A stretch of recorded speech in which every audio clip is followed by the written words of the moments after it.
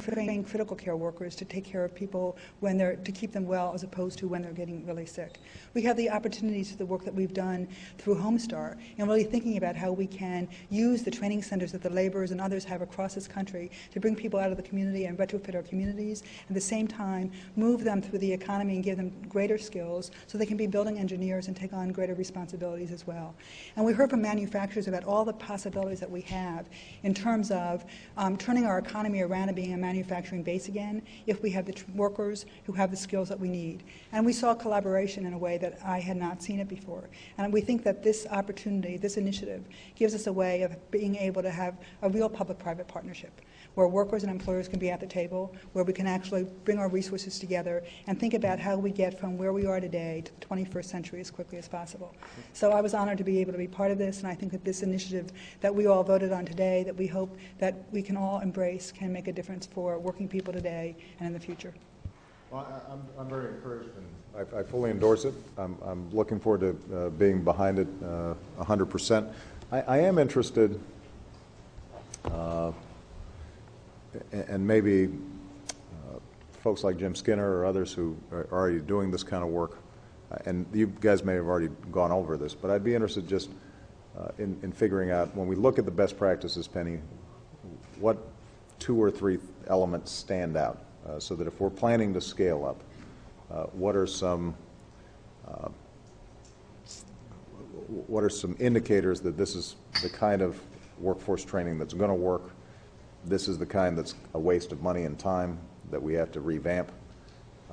Is it primarily businesses having spoken to the community colleges ahead of time and designed, help them design it so that they know what skills are needed? Is a lot of it simply a matter of remediation, in which case, we've got to do more work K through 12 to make sure that folks are up to speed? And obviously this will vary industry by industry, but I don't know if either Jim or Glenn or somebody who are already doing this, whether you guys have any thoughts on this, or Penny, based on all the conversations you had. Well, I'd be happy to speak up.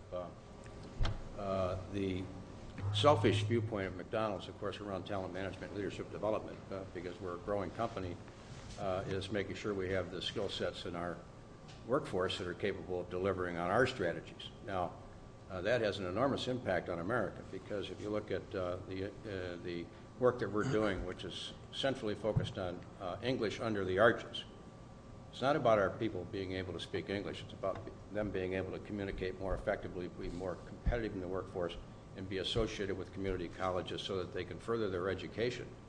And we're going to expand that by 30 sites and another 1,000 managers. We've impacted 1,000 or plus managers already. And the opportunity for them then to further their education. Roger, you asked earlier the question about the connection to four-year colleges. This gives them the opportunity to get credit in community colleges. We're willing to give our intellectual property to the community colleges and put these programs to work. And they're all audited and supported by the community college professors. And it's 110 hours, 22 weeks, and it already is showing a dividend, certainly for us in the workforce. And not all these people stay with McDonald's their entire working life. They go somewhere else. And so I think we're contributing to the growth of these individuals for the workforce beyond what they might be doing today at McDonald's. And that's how we're connected with the current program, and we do a lot more, as you know, around talent management, leadership development. What do you want? A little different than Jim's. I'd say the investment we're making is really focused on leadership.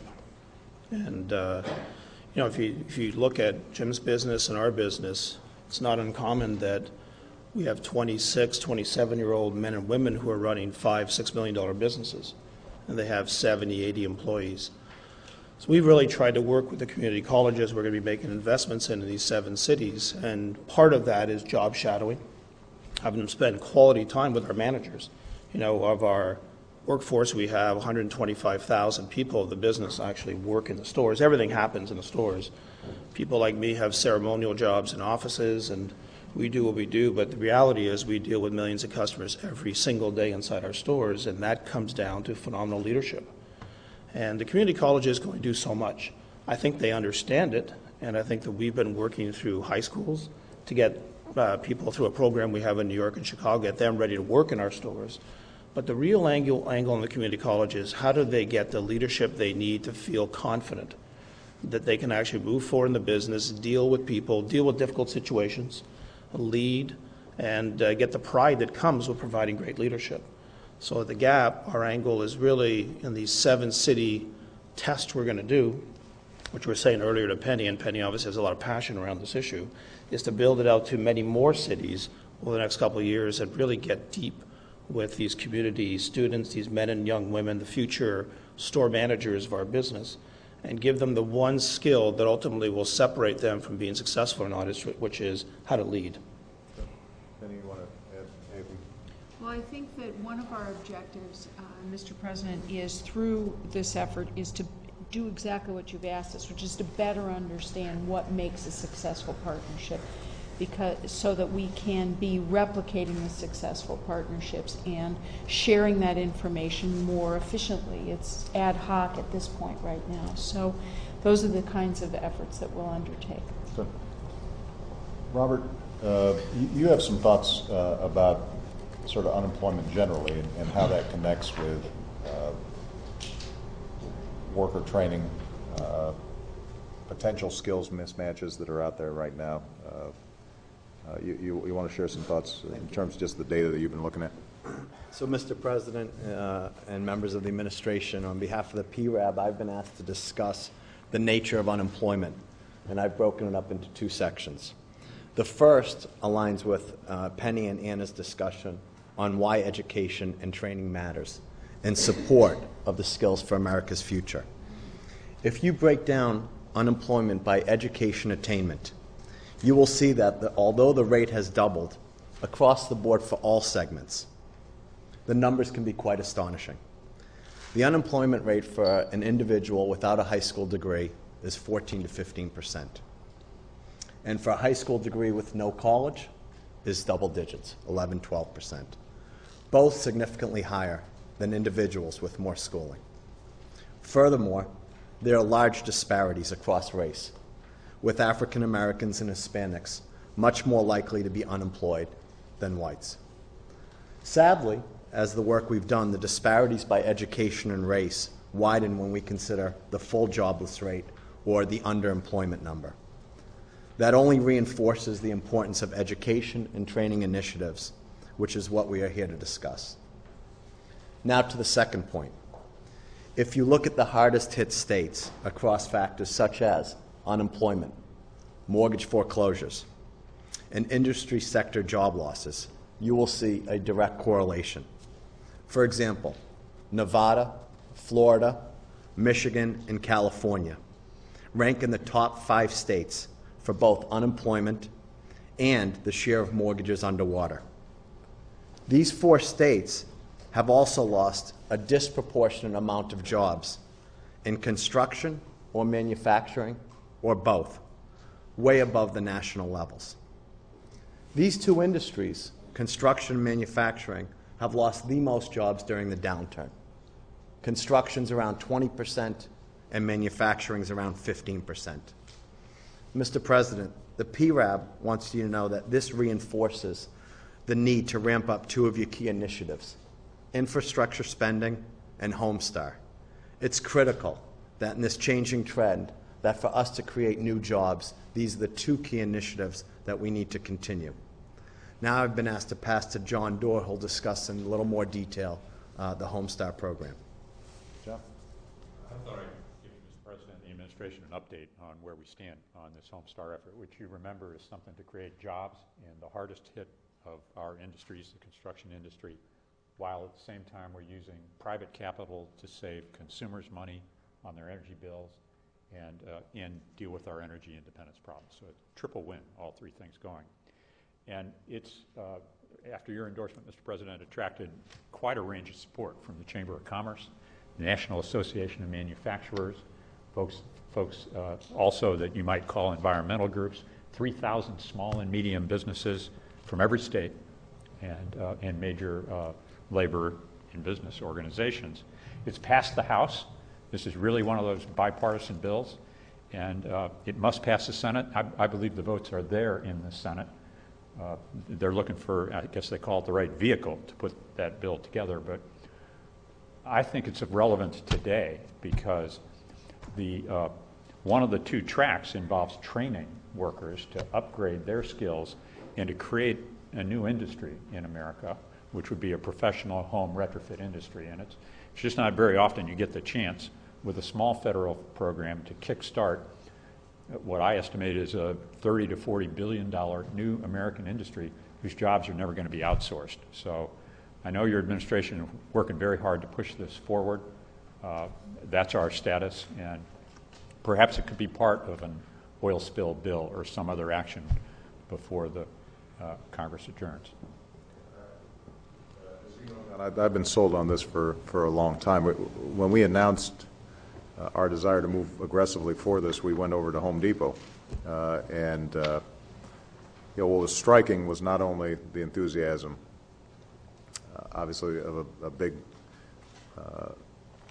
national company like Home Depot, but talking to I met a young man who had been unemployed for 16 months, was retrained over the course of 2 to 3 months to lay down insulation, had proven to be just a terrific employee. He was working for a small contractor who had seen his business collapse after the housing bubble burst, and now was seeing a significant pickup in his work around this notion. So this can have a terrific impact at retail level, among small businesses and among young people who can be trained fairly rapidly to take on this work and to do a terrific job. So we're going to push hard, and obviously it also cut our nation's electricity bill, which we're all concerned about for energy and environmental reasons as well. This is going to be a top priority.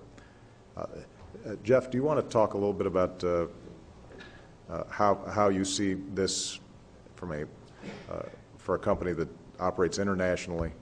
And obviously, you and I have spoken a lot about how we can boost exports. One of my main goals is boosting exports. We're going to need a good workforce to do it. So, Mr. President, the export markets remain strong. I was in Asia the last couple of weeks, and again, the economies remain very strong. I think the work that Secretary Locke and State and USTR is really being felt. So I want to say thanks for that. Our exports continue to grow, as I know Jim's do, and other UTC and others. So we very much are supportive of the export initiative. Our work is really around really recruiting high-tech manufacturing resources that help us make jet engines and gas turbines.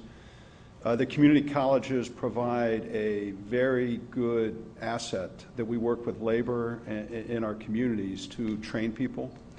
Typically, we design a 2-year course with the community colleges and actually hire the people so they have on-the-job training. They come to work at GE, they get training in the afternoon and night, and by the end of that 2-year time period, they can do precision machining and the other types of high-tech work that I think we want to have in this country. The last thing I would say is that well-trained, this workforce remains the most competitive in the world.